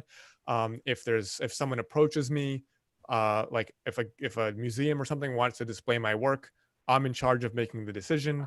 If I want to sell, I can be the one who says, okay, this is good for my brand, or okay, this is something that's going to make it look cheap. So, I mean, if you have strong enough work or you have enough of an audience, you should absolutely, considering like managing your own editions, managing your own store, getting out there and making the investment in yourself. You don't have to wait for a gallery to represent you. I guess the moral of my career is just go do it yourself. and if it's good enough, the people will buy it, the people will pay, you'll figure it out. And now I've got, a pretty nice clientele, and it's a significant part of my business. And I never, really, I asked a few gallerists to represent me, and I got the same brush off every time. And I was like, you know what, the best way to get me to do something is to tell me I can't do it. And then I'm going to go do it. And yeah, just before we continue, I'd like to introduce Will Scott, another one of the photographers in our print sale who's been part of the festival. Hi to Will. But Mike, I'd like to come back to your point, and you're probably within this panel the person who makes the most money out of their personal work and is the most kind of financially successful with that. Why do you keep working with clients if you could be making all your money through personal work? Because I love, okay, first of all, I love my clients. If you look at, it's a little bit embarrassing when I see some of the work that you guys are doing with 100 clients all over the world. I really only have 5 or 6 architectural clients, right? And I've sort of whittled it down to clients who hire me 10 to 20 times a year, who will fly me and they'll treat me like gold and they'll pay me very well. And it's genuinely fun to work with them. And I can go out with them after the shoot and we can get a beer, or we can have a tequila, or we can just shoot the shit as friends. And they're not breathing down my neck, pressuring me to do it this way or put the camera here. And I feel like there's mutual respect and trust. And I think I would be, crazy to just stop shooting commissioned work, because as the COVID meltdown has shown us, the more income streams you can generate, you never know when something's going to completely vaporize, and it would be business suicide for me or anyone to just say, I don't need to do that anymore when it's generating a decent amount of money. So I'm a big believer in dig many streams. I've got 5 or 6 different sources of income. so that I can turn taps on and off and keep things coming and going. I can sell prints, I can do commissions. Like I just had back surgery in January and I knew I wasn't gonna be able to work for 4 months. So I was like, okay, I'm gonna ramp up the print sales. And luckily, or even licensing for all of us, that's another income stream that we should absolutely be exploring. Maybe you don't want to do personal projects. Maybe you you have a huge back catalog of images. If you can team up with like someone to represent your architectural back catalog, that can continue to generate income while you're not actually shooting. So even though, yeah, like the personal stuff, and believe me, it is a massive headache. And some nights I go to bed at 4 a.m. I'm like, what am I doing with my life? I am way too stressed out. But it's really nice to have the extra income there when things come up, whether it's my back surgery, COVID-19 pandemic, maybe you need all of a sudden house repairs or car repairs, or your significant other or spouse is in the hospital and can't work. So just as long as you can keep the streams coming, keep them going, Woo. I have one last thought before we get off this topic. Passion.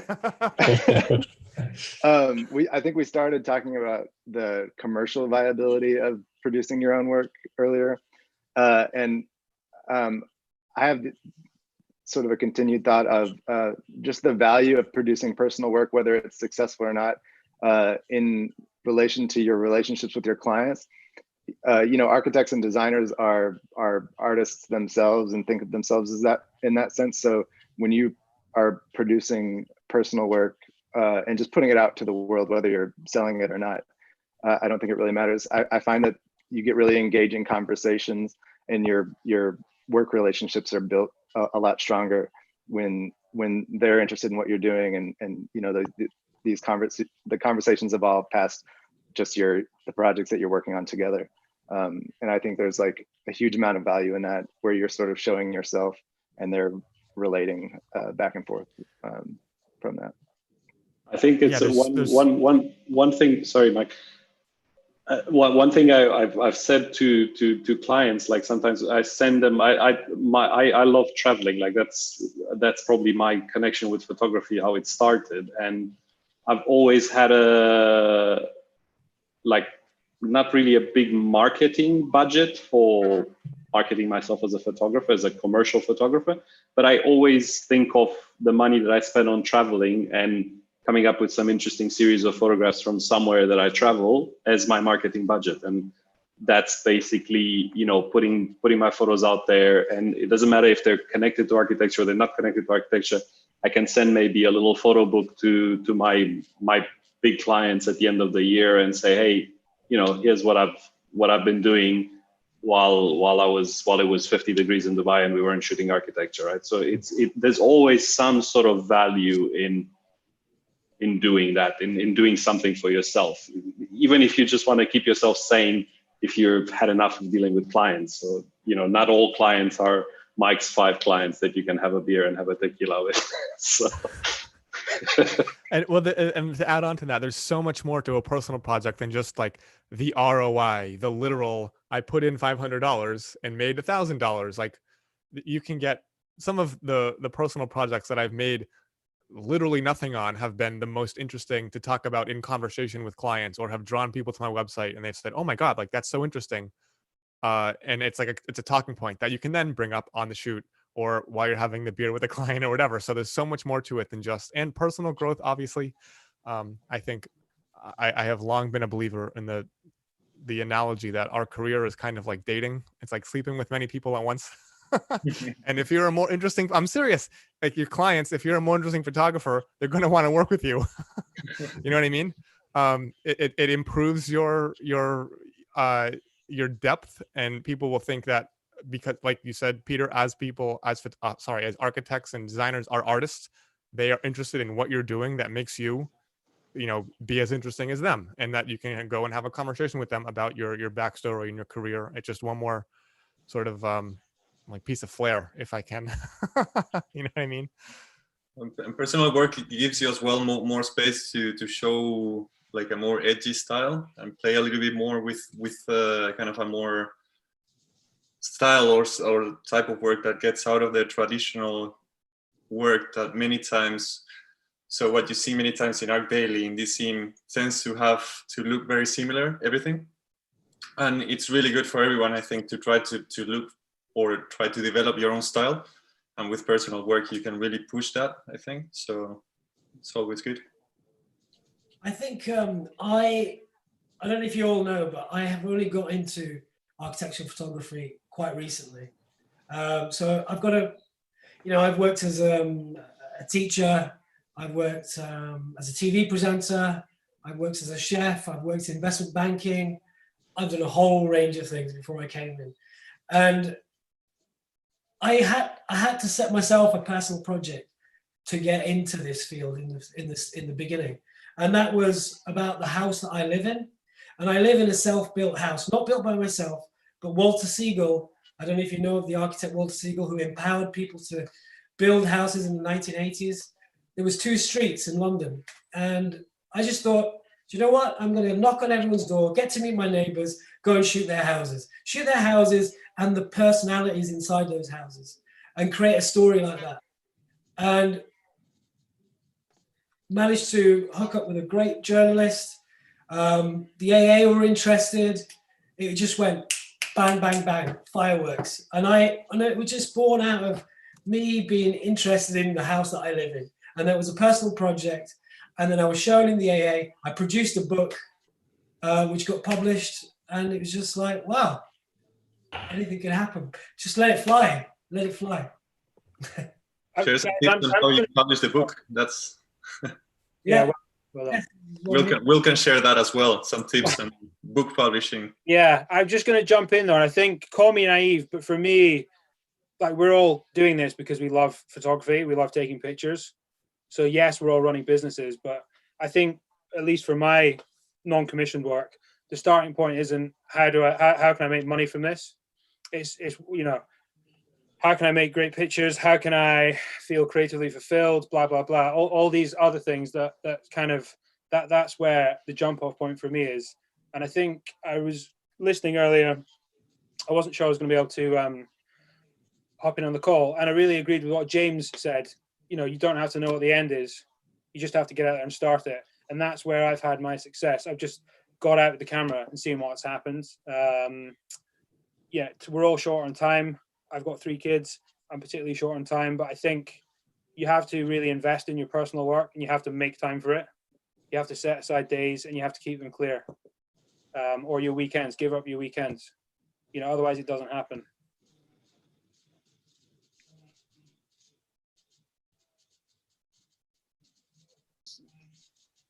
I was just going to say I'm going to have to shoot off in a second, but I just want to leave one quick thought, which I think in a way can be applied to most of the discussion that we've been having following these questions, and that is that there isn't. I think one thing that often comes up is, how do you do it? What's the secret? How do you do these things? I think that there isn't a way. There isn't a set way of doing any of these things. All of these things are totally random, and the only thing you've really got at the end is how you do it yourself personally, how you tackle it, your commission work, your personal work, how you get work, how you do your business. It's really, so I think it's like that personal work thing that Will's just mentioned. There isn't a set way, and you just have to be confident in the way that you're doing it is good enough for you to do what you want to do. And I think if, especially with people who are starting out, just try hold on to that. Your own personal thoughts, your approach, your kind of strategies are all valid, and the more that you make them your own, the more likely they are to succeed. I think that there's a temptation to try and imagine that there's some set way or some set path you've got to walk down to get to the objectives you want to go to. I think the opposite is true. You just have to stick with what you are doing, be trusting in yourself, be yourself, and that'll be quite sufficient for being successful in photography, I think. I think we found that when me and Francesco set up Mass, like we found that so many photographers have so many different styles and want to make so many different points. At first we were worried that we were going to be like stepping on each other's toes. Like, we're all architectural photographers, like, why should we all promote one another? But I think it was really important because we kind of distinguish ourselves, showing that we have so many styles, we have so many thoughts, and we have different approaches in the way that we tackle, our photographic subjects. So I think it's really great to see the way that so many different people can approach it. And if you're new and if you're out there and you just want to start out, it's just all about bringing your ideas and thinking. Like just think about what you're doing. And I think that's the most important thing you can do. The more thought you put into it, the better, usually, I find. Yeah. So, yeah. To introduce, so Will, who just joined us a few minutes ago, you had a question in the comments as well that's quite relevant to what's going on in the world now. Do you want to share that with us? Yeah, so it's partially driven by me living quite close to Gatwick, and obviously there's no planes in the air right now. But also, you know, we all enjoy traveling, being paid to work abroad. You know, sustainability is probably the number one issue for not just our clients, but globally. It's probably never been more at the forefront of all our minds. So how viable is it for, you know, a photographer to be flown halfway around the world to shoot a project just for a couple of days? I guess one aspect is photographers' personal beliefs and ethics, and then the other ones, whether or not there'll be something for client side. You know, is there maybe it's part of the carbon footprint of the project? You know, every single flight and etc. It might be something that's driven from there. So it's just something I've been thinking about recently. Yeah, Adam had points about that when we were talking last time at the festival. We were talking about like environmental impact and how we could change that now, and how much flying and the impact that flying has is quite dramatic. I didn't sort of realize myself until I heard a friend who traveled back from Japan on the train while she took a boat, and then took the train across mainland China and through Russia and stuff. And it's amazing that she traveled for maybe 10 or 12 days, but the impact was way lower than her taking an aircraft. So yeah, it's interesting, and I think that is whether we work more locally as photographers or whether we stay international. I don't know. Also, do you think it ties back into what you were discussing earlier about kind of increasing, you know, diversity of photographers? You know, if you're a European architect building in Asia or Africa and they're sending a European photographer to shoot it, it's just compounding the problem, isn't it? So it's kind of like a double win there. Yeah, exactly. Not to do us all out of work, but yeah, no, hopefully not. But no, I agree with you. Yeah, it's definitely a good question. And also, you want to see the point and the perspective of someone who maybe is local to the area and how they would tackle that. And yeah, sometimes I think, you know, that it's better to maybe represent your culture with your photography. And if you're a local, you're probably more equipped to do that. That's actually a very good point that happens a lot here in the Middle East, because there's kind of a general mistrust of photography talent that there is in the region. And I've seen that quite a few times in hospitality, particularly with large chains of hotels where they, they'll send a European photographer that might just be on their approved list or something, and it's very cheap for them to just put them up in a hotel because they're shooting that hotel. So it's not a problem, but it actually, the quality of the work is really, if on par, or I know a lot of photographers here who could probably produce more relevant work to the locality of Dubai or whatever of the region. So I think that's a good point what you're saying about, like a local photographer will have certain, I don't know, certain knowledge about that particular area. I'm I love aviation, obviously, but I think one of the biggest hoodwinks of our generation is the dumping of a corporate caused issue on the individual.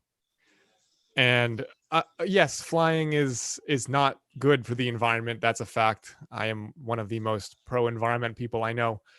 But I do take, and I feel like the finger pointing at the individual is so misplaced. Our businesses are very small. Our footprint in the grand scheme of things, compared to bunker fuel emissions and subsidized flights that are going to run no matter how empty they are, and flights that are only profitable because of cargo. It's difficult to separate our impact from the impact of, you know, a multinational conglomerate that is flying thousands of consultants around the world every single day to conduct a meeting for 4 hours that hopefully after COVID can just be done with Zoom. Yeah. And I think that's something, a net positive that will come out of this is that business travel will decrease significantly. And yes, you know, I think there are many cases like Cataline was saying where they would do well to hire a local photographer. And I think another issue is you have, if a firm from America does a project in Australia or who knows where, I understand that they'd want to bring their own photographer with them because they have a rapport with them. They've built their portfolio using that photographer. They have a look, they have a style. They don't want to mess with what they have a working formula. So that makes sense. I do think that sometimes it's a little over the top. You know what I mean? And, you know, obviously it's like, I don't want, maybe I sound defensive, but like a lot of my business, I do travel quite constantly for it. And maybe I'm trying to justify it to myself. But if you look at, you know, the grand scheme of things, it does kind of bug me the way that, you know, we have taken like these massive issues that are caused by some of the biggest companies on earth and they got off the hook, but the individual feels guilty for it. You know what I mean? I think that's crazy. I mean, what percentage of global emissions is concrete? Yeah. Or just the building industry in general. Or just you know? the building industry in general, yeah. So I think that I totally agree with you, Mike. It's not like I'm pointing the finger at all us, but it was more, I think, rather than saying it's going to be photographer's personal choice, I wondered if it would be something that the client was kind of mandating because maybe they feel under pressure or they are under pressure from their stakeholders, you know, their client. I'm just waiting for Hyperloop to kick in properly and take over the world.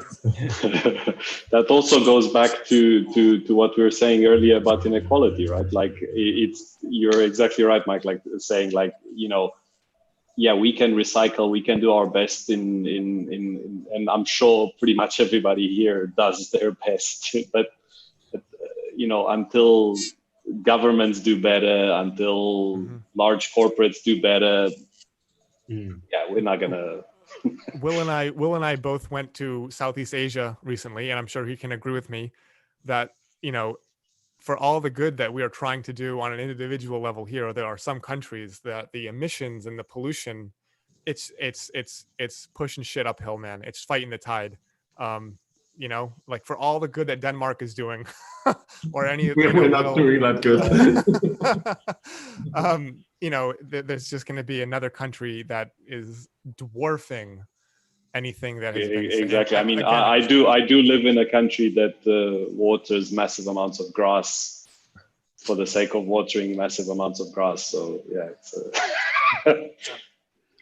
And this, you're absolutely right, but you can only do as much as you can do. But you have to do the best you can. And we are not doing the best we can. I'm quite sure none of us is, because we are quite comfortable. We have a comfortable lifestyle and so on. But you also have to think about, I'm when I'm in Asia sometimes or other places, I'm start thinking about what I'm using my time of presenting architecture to the rest of the world. Try maybe to be a little bit more selective. Like if you have like 2 projects, it can be one that is really sustainable.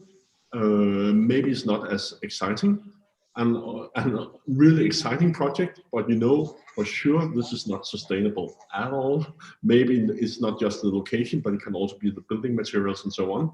And I'm really thinking about maybe you should transfer a little bit of the energy towards the projects that really, in a way, deserves your energy from a sustainable point of view. And I know it's difficult to make those choices, or maybe it's not difficult, it's more the consequences that can be a little bit difficult to handle with. But I think what we can do is maybe, because we are promoting architecture or helping promoting architecture, so we can maybe choose to promote a special kind of architecture that are going in the right direction.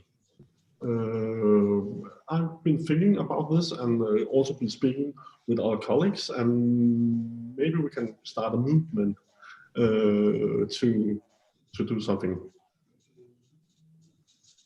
Could I put something to the panel? And just before I do, I'd like to say hi to Andrew Meredith. Thank you for joining us. So if you haven't seen already, he did a presentation as part of Mass Collective's Day a couple of weeks ago, presenting some really nice personal work. But I'd like to put to the panel, are any of you, so this is something that I've been trying to work out the best way to do. Are any of you as a practice or as a business, are any of you carbon neutral? I don't have a clue, and I'm probably not at all. I mean, are any of you actively offsetting your emissions and the kind of other ways in which you are using the planet's resources?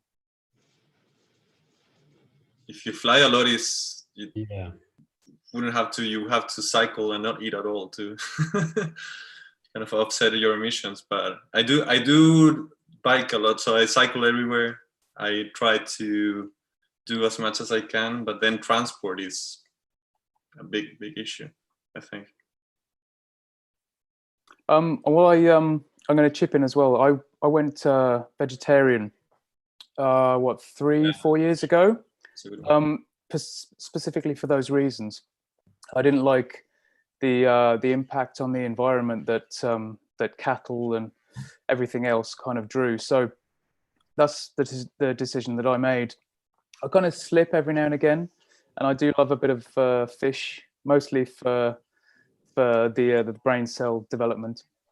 But apart from that, I mean, you kind of take the work as it comes, and you travel to wherever you need to go, and it's really tough to be carbon neutral. But it'd be nice to be able to plant a ton of trees or a forest. But in London, that's quite a tricky thing to do. I've got 2 trees, so I'm on my way. I just cut one down in my garden, so. Oh man. Yeah. All right. Yeah. But that's a good question, Luke. Sure, there's probably someone out there right now who's trying to figure out how to become carbon neutral photographer and use that as a marketing opportunity. You know, because all our clients are talking about it. It's all I ever hear about. It's all you ever see the AJ talking about, and you know, for the right reasons. Well, yeah, I mean, I think it's something I've personally been looking at kind of, you know, there's various carbon offset schemes you can buy. And so, for example, yeah, you pay to fund a certain amount of reforestation and all those kind of things. But actually, for me, kind of the difficult part is the full understanding of our environmental impact, because it's not just for flights. You know, it's our lifestyle, it's the electricity we use, the cameras we use, the kind of the architecture we're promoting as well. And it's how do you create a full understanding of what exactly our impact is? Maybe you buy less equipment. Yeah, exactly. You buy used equipment. Yeah. Yeah, that will help a little bit. It's all part of the consumption, right? We love our gadgets. Like, I mean, I bet all of you do as much as I do. So maybe that's something that we can do, you know. No, but the whole building industry is using so much, and what? Yeah, but as you said, I'm the advocate of like try to do every step counts and so on. But I think more like promoting the right architecture and help that will be much better, much better than many of the small steps that we can do personally. I'm not saying you shouldn't do it, because I think you should, but actually do the other thing, because the building industry is using many resources, and it's mind blowing compared to like buying old equipment versus new or something like that. But you should still consider it, of course. I think after this pandemic, so many things will change. So many things will change that we have no clue. No clue. In terms of photography, in terms of environment, in terms of business, properties, construction, everything is going to change. I can promise you that there will be articles written about America 5 years from now that say, headline, "Have we learned nothing?" while the rest of the world moves on and changes their business practices. Yeah, I know a lot of photographers who used to have jobs on regular basis haven't got anything for the past 2-3 months, and we're just starting the pandemic. We still have 1 year ahead until have a vaccine available. So if the past 3 months we have no jobs, you know, we can't even leave home if you are in a quarantine, how are we going to plan the next year on? Are you proposing to sell prints? That's a good option, but it's still prints. You don't know if people are going to have the money to buy. That's the other thing, you know, because the recession is going to be so high that if people have no job, they have no money, they can't buy the print. I feel like it's still way too early to talk about impact of what's happening right now. You know. Oh, yeah, I know a lot of photographers. I'm still having some jobs, but I know photographers that haven't got any jobs for 2 months already. No, I get it. But it's like globally speaking, like generally speaking, I think talking about the impact of what's happening right now, talking about it right now, it's not you know, because like some days I feel like I think what you say, just like that, everything will change, and then the other day, I'm thinking, no, actually people will actually come back to the same routine as Mike said. It's like so I think obviously the longer it lasts, the more impact potentially will have, and we can only hope that whatever impact or whatever change is going to happen is going to be a positive one. And hopefully we'll all learn to just spend less on crap that we don't need necessarily. That's a very good point. Yeah. There's going to be also a shift in design, I think, design of buildings. So there might be a shift towards no touching stuff, no meeting necessarily in person. But that probably is going to be seen in a few years from now, 2-3 years, when projects are actually being built. So it might be interesting actually from a point of view of sustainability and as well of the changes that the pandemic is going to bring, maybe shooting as well the processes of construction and of designing buildings and kind of like all the work that is behind. Because truly sustainable buildings, for example, they do have a lot of work behind, and there's a lot of things that is not visible for the photos, but it's a process behind, which is, I'm not sure if any one of you worked on that, kind of documenting the process of any building, design, construction.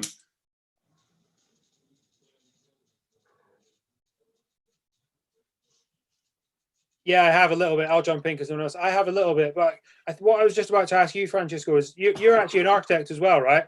Yeah, I am.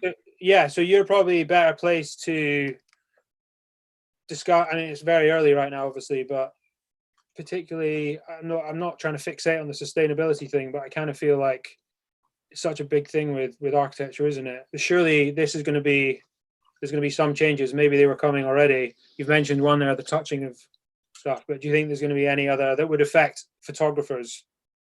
So definitely on projects, for example, like house sharing projects are going to change, and people are going to want to live by themselves, probably in smaller apartments, but still by themselves.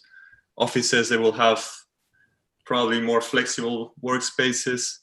The size of buildings will probably change, and I don't know how from a photography point of view, I don't know how that changes the work of photographers, but probably you will have to, I don't know, kind of somehow, I think it would be actually really interesting to document how that shift in mentality is happening. Well, I wonder if like how that really, that's kind of yeah, making visible something that in photography you not always show, which is. Could I even jump in and say, so maybe the immediate response is there is going to be this movement towards more kind of distant and isolated architecture to reflect our more isolated lifestyles. But do you think 5 years down the line or 10 years down the line, there's going to be a trend moving against that as well?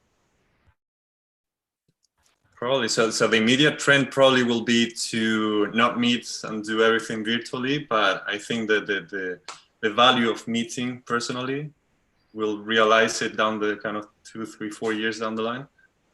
We cannot do everything digitally, and we have to meet in place, and we have in person, and we have to, yeah. I just think that we photograph properties. Doesn't matter if it's like commercial, residential, architectural photography, it's still a property, right? Doesn't matter. And the property industry will change in every single way. So it's gonna affect us. You know, maybe photography is not gonna be priority for the next year because they're not gonna have the money to pay for that. You know, maybe virtual tools will be more interesting than a static photography because you can't bring the client in, but you can show the client in virtual reality. You know, this is something I think virtual reality is going to be the next step in terms of imagery. Like virtual, you can travel virtually. Another day, I tried the Oculus by Facebook. It is unbelievable. You know, I tried the games, of course, but it looks like you're inside the game. It's just another level. But when you talk about properties in general, if you can show a client how the property looks inside of a glass, a virtual reality glass, it's gonna be like wow. So you don't need to bring the client in. Just wear this, and you're gonna see the whole thing, and you're gonna be the guy who translate the whole property nicely into a virtual reality. I think that's gonna be a very good things to work with in the future, very near future. I already have some clients asking me, George, do you do virtual tools? I say, no. Well, we're going to be very interested because we can't show the properties anymore, you know, for a very long period from now. So we have to work out somehow to show clients around the world, you know, convince them to buy or to lease, whatever, virtually. Don't know you haven't thought about that. So is there, do you think even, could you say there's an expiry date on the work that we're doing now? And as that technology evolves, kind of the craft of what we're doing is going to become a bit meaningless? I think it will move. It's not about expiring, but it's going to evolve. I think the virtual visiting, virtual reality is taking place, and it's going to be very quick now because of the pandemic. And because of the social distancing. And if people's going to be scared about, okay, we have this now, what's next? Is another virus coming up? You know, they have to be prepared for what's going on, what's next. And yeah, I just think that the virtual, you know, will be the next step. What do you think, Mike?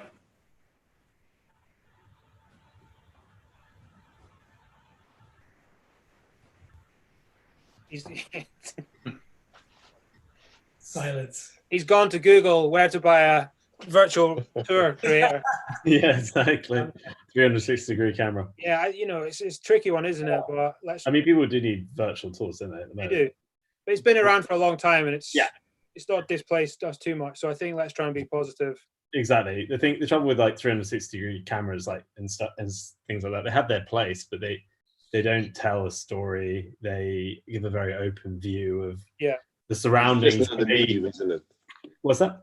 It's just another medium. Yeah, it's just another medium. Like, yeah, and it can be used well, but I think a lot of the times it's not, because it kind of gives too much away sometimes, and it's nice to let the viewer's imagination have a bit more room than. But Harry, that's in the past. Example, I shoot architecture photography and I shoot real estate, high-end real estate. In the past, they asked me for like 30 shots or 40 shots or like a lot of shots for real estate. Then they realized, well, if we show everything, they're not going to come to visit because they saw the property already online. So they reduced the number of images to maximum 10 teasers, right? So to bring the client into the property and have the talk and do the sale.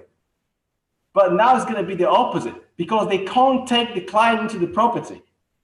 So they have to show as much as they can, you know, without taking the person in. is when the virtual reality and 360s and everything come in place. I think though, if you're going to do that, like it's better if you do a CGI sort of build of the property in some respects, because I've seen some of those artistic studios who are amazing and they create these, you know, very in depth and atmospheric. Exactly, that's the word I was looking for. Yeah, atmospheric sort of views of being there, similar to what we do in our photography, and they look at different times of the day and different light, and sometimes I just feel like those 360 cameras, they just slap them in the room, don't think about it, and just it's a walkthrough. What else do you need? You know.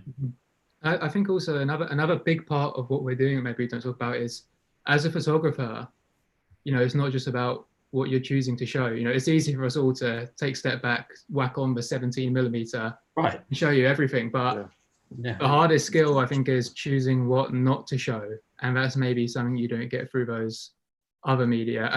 But I think, yeah, we're coming to a close shortly. We've taken questions from the public all night. I'd like to ask to the guys on the panel, what would you all like to ask each other? Francesco, I see you smiling. I don't know. Go, give us a question. I don't know, really. We went through so many things. I don't know. How about, has anyone got any personal projects planned this year? Are they starting to shoot anything? Yeah. Luke, go for it. You've been asking the questions all night. Planned in past tense. Well,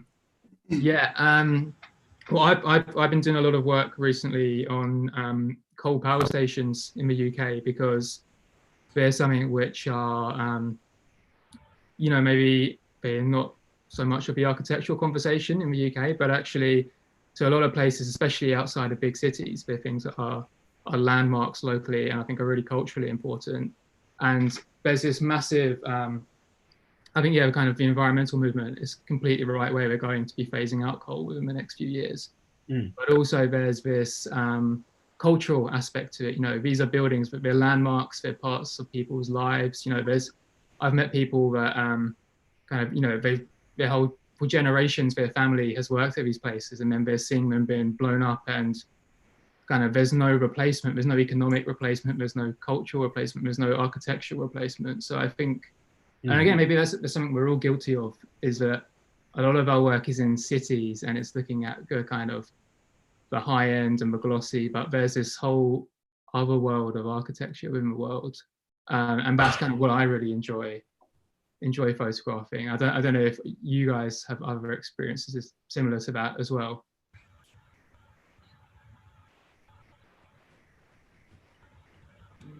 I find really interesting how photography, architectural photography, is shifting towards documentary photography in many cases, and you are documenting that kind of B side, and many clients are opening to that. When you say documentary, do you define a style, like an imagery style, or like documentary documenting if you have a building and there is because even real estate as appealing on the side, you will document everything and you will say, okay, this is how it is. My question is it's a bit cheeky question, because even real estate is documentary photography, because you're actually documenting something. So but if you tend to well, if you Photoshop everything, it's not documentary. But also, if you tend to wait for a perfect moment where there's no people, or there is people, or to show something in a way that not necessarily is when you are in that place. Like everyone has seen examples of places that you see a place, you see a building, and you say, okay, you have a image in your mind, and then you arrive to a place and you say kind of like, this is not what I was expecting. So I think that in many cases I've seen that architectural photography is shifting towards that, and I think it's a good thing. Definitely a good thing. I agree with you. And clients are more open to that as well. So not necessarily showing the pretty building, pristine walls, pristine kind of rooms, everything perfect, but showing also the imperfect part of the project. And be honest, it's at the bottom line. It's where's the industry going, basically. It is, and we can shape it, I think. So we have this freedom, I think, to redefine if we want, if we like, what's architectural photography. Yeah, I feel like there's a flip side to that as well. Like, I see also a trend in, especially on social media, on like Instagram or places like that, where I mean, I specialize in interiors, and I see a lot of that in interiors, where often photos are just made, you know, with some filters and just, you know, it doesn't matter what the project really looks like. It's all about, you know, creating a nice picture, like with a nice filter. I mean, it doesn't have to be an Instagram filter, but you know, I mean, like they're just making you know, and then the walls are different colors, and then the furniture have different colors, but they look nice on the picture. So I see a trend in that as well. Like I didn't see any of that, like even 5 years ago or something. You know, it was much more, you know, as it is. You know, just make it look good, but don't change the colors of the walls and stuff like that. And now I see more and more, you know, just filter frenzy basically on even commercial work. So that's interesting, and I wonder if that's a difference between interiors and architecture photography. Maybe, I don't know. Like, for example, even in hospitality, I think what I've seen over the last maybe 5-6 years, the guidelines for most of the hotels have changed a lot, from very kind of spotty, you know, here's your bed, here's your side table, whatever. They have changed to this kind of rooms filled with light, essentially, and just kind of let everything be lit, basically. And yeah, I think that's like a lot of those guidelines from hospitality are moving into that direction. So yeah, I really enjoy shooting people in spaces, and I'm not just talking about, you know, motion blur or things like that, but actually how people experience those spaces. And a lot of architects, a lot of my clients like that lifestyle approach, and that's what I've been enjoying, and I see that kind of trend out there as well. So, you know, how the homeowners might be enjoying that architect space or that beautiful interior design, or the architect's vision and things like that. So yeah, that's my version of architecture photography at the minute. Taryn, do you usually work with the actual homeowners who are in their own space, or are you working with models for that kind of work? I've never used a model. I've never. They're always the homeowners or the architects, or the interior designers. I don't think I've ever had models come in. I've got to think. How often do you put yourself in those pictures? Yeah, quite often. Because I don't know about you guys, but almost every single shoot that needs a person, I have to fill in the numbers. I have to be in there walking word past something, or different coats. I take different coats all the times to shoot. Yeah. Yeah, true. There you go. If you take anything from tonight, use yourself in your images. You're a model. You know, you had to be it. Yeah. Key to success. At least then you know where the flow of people is going to go. You know what you're going to get, and if you control it yourself, sort of direct. And you've got a CV, you know, that you hand out to modelling agencies later on. So. No model release form required. Yeah. So yeah, I think I mean, that's a kind of note for us to leave on, that we're, you know, with the COVID-19 pandemic at the moment, we're all going to be leaving photography, starting modeling. I think it's inevitable that's where we're going to end up. But yeah, I mean, we could talk all night. but we're at kind of 2 hours now, so we think we're going to give all you viewers at home a break. But I just wanted to say to everyone, really, just thank you for supporting this so massively. I'm really looking forward to the weekend. Organizing, doing the numbers on the print sale and seeing how much we're going to be donating to Trussell Trust.